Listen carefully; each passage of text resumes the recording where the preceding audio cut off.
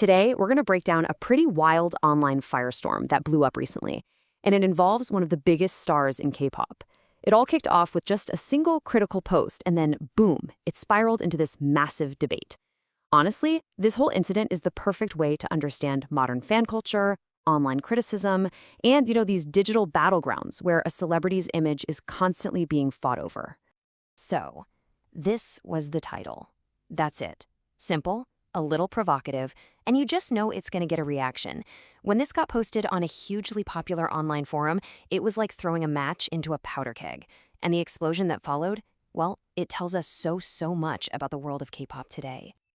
Okay, let's set the scene a little bit. The platform was Pan, which, if you don't know, is a massive South Korean online community where these kinds of discussions happen all the time. The date was November 19th, and the target? None other than Jennie from BLACKPINK, a global superstar who is, let's be real, always under the microscope. The post itself wasn't some deep critique. It was just a really blunt attempt at body shaming. All right, so what was the spark that actually ignited this whole firestorm? What was the specific thing that set off such a powerful chain reaction? I think to really get a sense of the defense that came later, we first have to understand what the initial criticism even was. The attack itself was surprisingly basic. The original poster, or the OP, as they call them on these forums, just shared a couple of photos of Jennie sitting down and pointed to them as some kind of proof. They even tried to say that this was a problem when she was standing up too. The goal here was super clear. Create this story that Jennie had gained weight and then frame that as some kind of flaw. It's a classic body-shaming tactic, one that gets thrown at female idols all the time. But here's the thing. This post did not just quietly land and disappear. It went viral, but definitely not for the reasons the OP probably hoped it would. Instead, it triggered this huge, immediate, and frankly, furious response from fans and netizens who just saw the post for what it was, completely baseless and mean-spirited. And here we go, this is the first wave of that backlash. This comment, it's a perfect example of a really common online defense tactic. It doesn't even bother to debate the point, it just completely dismisses it and flips the criticism right back onto the person who made it. It's so direct, so confrontational, it's basically saying, who are you to judge, while putting the idol on a pedestal. And that little lull at the end, that just adds this extra layer of dismissive confidence. It's perfect. Then you have this next defense, which took a totally different approach, a much more analytical one. Instead of just going after the critic, this user broke the whole thing down logically. They pointed out the simple physics of wearing a tight outfit. When you sit down, of course things are going to get pushed around. This is such a brilliant example because it shows that the defenders weren't just running on emotion. They were using actual, rational explanations to totally dismantle the OP's argument and expose how silly it was. Now, this third quote, this shows us another incredible layer of the fan defense, reframing the whole narrative. This person completely turns the situation on its head. Suddenly, the negative attention isn't a bad thing at all. It's proof of Jennie's top-tier status. The logic is basically, you only attract this much hate if you are incredibly relevant and successful. It's this powerful mental jujitsu that turns an attack into a badge of honor for their favorite idol. So yeah, this was not just random, angry typing. It was a full-on, multi-pronged defense. You had the logical crowd explaining the physics of clothing. You had the direct counterattackers. You even had people going for the jugular, speculating about the OP's miserable life.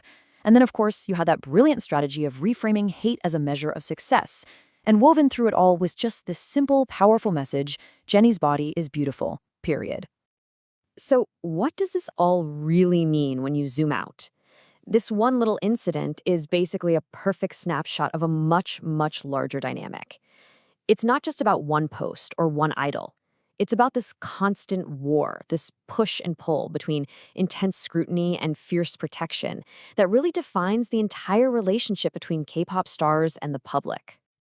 I mean, when a fan base can mobilize this quickly and this effectively, what is that really telling us? It shows that being a fan today is not a passive hobby. In our digital world, it's evolved into this active and often extremely protective role. Fans don't just see themselves as people who buy music. They see themselves as guardians of their favorite artist's reputation, their image, and even their well-being. You can really picture it as two opposing armies on a battlefield.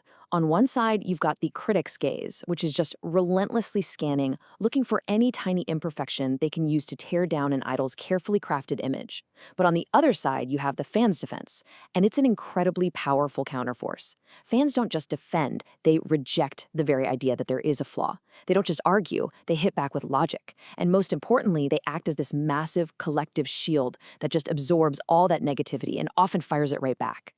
And it's so important to remember the context here. The pressure on K-pop idols to look a certain way is just immense. I mean, they live their lives under a constant microscope.